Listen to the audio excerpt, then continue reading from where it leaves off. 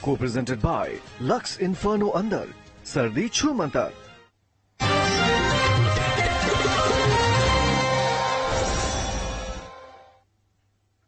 नमस्कार, news state देख रहे हैं। मैं हूं आपके साथ शुभम त्रिपाठी। बुलेटिन की शुरुआत बड़ी खबर के साथ और इस वक्त की बड़ी खबर आपको बता दें, लखनऊ से बड़ी खबर। इकाना स्टेडियम में इवेंट में ठगी का मामला। तो फरार हुई इवेंट कंपनी, ठगी का दर्ज हुआ था केस और बुकिंग अमाउंट के बाद नहीं दिए बचे हुए पैसे। तो 18,000 लोगों ने बुक करवाए थे टिकट। इस वक्त की बड़ी खबर आपको बता दें, बड़ी खबर सामने आ रही है राजधानी लखनऊ से, जहां इकाना स्टेडियम में इवेंट में ठगी का मामला सामने आया है। एक इवेंट कंपनी फरार हो गई है और ठगी का केस दर्ज हुआ था।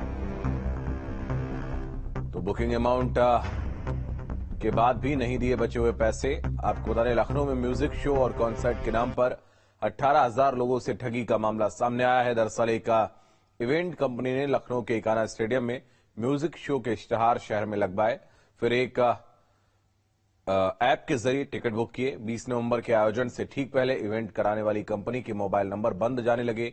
ऐप से शो की सारी डिटेल हटा ली गई। जब लोगों को जालसाजी के बारे में पता चला तो उन्होंने ट्विटर के जरिए फ्रॉड के बारे में लिखना शुरू किया। इस आयोजन तक लोगों को लाने के लिए बॉलीवुड स्टार सुमित गोस्वामी, सनी लियोन, हिमेश रेशमिया, टाइगर श्रॉफ, मौनी राय समेत कई बड़े कलाकारों के चेहरों का इस्तेमाल हुआ।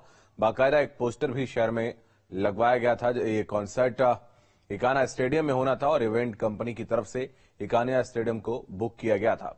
बुकिंग अमाउंट तो दिया गया था, लेकिन बाकी पैसे नहीं दिए गए थे।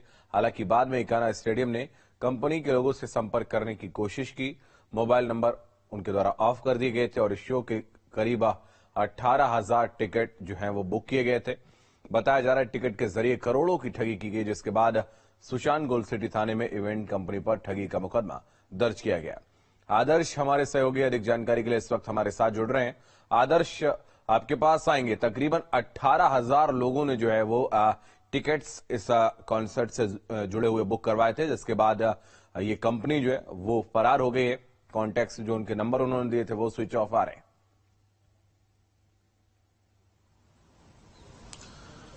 बिल्कुल, इसमें कई बड़े सितारों को शामिल होना था। इकाना स्टेडियम में जो पोस्टर और साथ ही साथ जो ऑनलाइन ऐप के जरिए बुकिंग ली जा रही थी, उसमें तमाम बड़े सितारों के चेहरे जो है वो शामिल किए गए थे, जिससे इस आयोजन की भव्यता को और बढ़ाया जा सके। और इसके जो टिकट के प्राइस थे वो कैटेगरी वाइज, यानी ये कौन आगे बैठेगा, कौन वीआईपी सीट पे बैठेगा, कौन पीछे बैठेगा, इस तरीके से 499 रुपए से लेकर करीब 6,000 रुपए के बीच में टिकट के प्राइस जो है वेरी कर रहे थे। और इसके साथ ही साथ जो ऑनलाइन ऐप के जरिए टिकट बुकिंग की जा रही थी, उसमें कई तरीके के डिस्काउंट ऑफर भी चलाए जा रहे थे। लेकिन इन्हीं सभी के बीच में ये जो कंपनी है जिसने ये पूरा आयोजन करवाया था, वो कंपनी भाग गई है। माना जा रहा है कि इकाना स्टेडियम में ये प्रोग्राम करने के लिए करीब 1.5 करोड़ रुपए में इकाना स्टेडियम के जो प्रशासन है उसके साथ डील हुई थी और 11 लाख रुपए एडवांस के तौर पर भी जमा करवाया गया था। और उसके बाद भी कंपनी भाग गई है। अब लोगों का गुस्सा जो है वो सोशल मीडिया पर ऑनलाइन माध्यम से फूट रहा है। हालांकि जो कंपनी का दफ्तर लखनऊ में मौजूद है और जो साथ ही साथ उसके मोबाइल नंबर दिए गए थे वो सभी स्विच ऑफ है और कंपनी का दफ्तर भी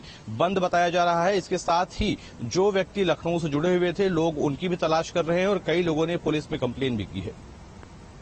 बिल्कुल, लोगों ने पुलिस में कंप्लेन जरूर की आदर्श, लेकिन कैसे उनको न्याय मिलेगा, जो कि कंपनी तक कभी वो पहुंच नहीं पा रहे हैं। और जो स्टेडियम प्रशासन है उन्होंने भी बात करने की कोशिश की, उनसे भी कोई संपर्क नहीं साधा जा सका है।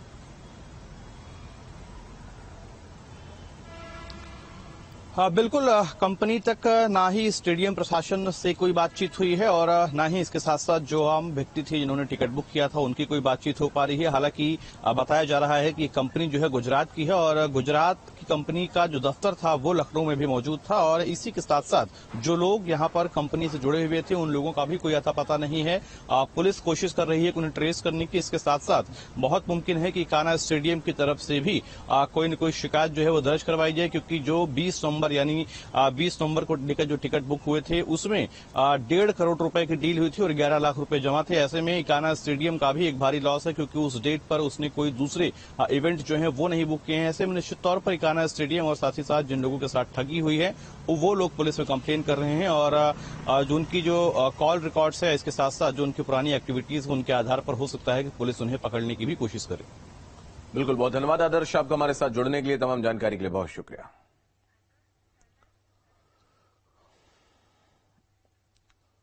तो एक बड़ी खबर आपको बता दें।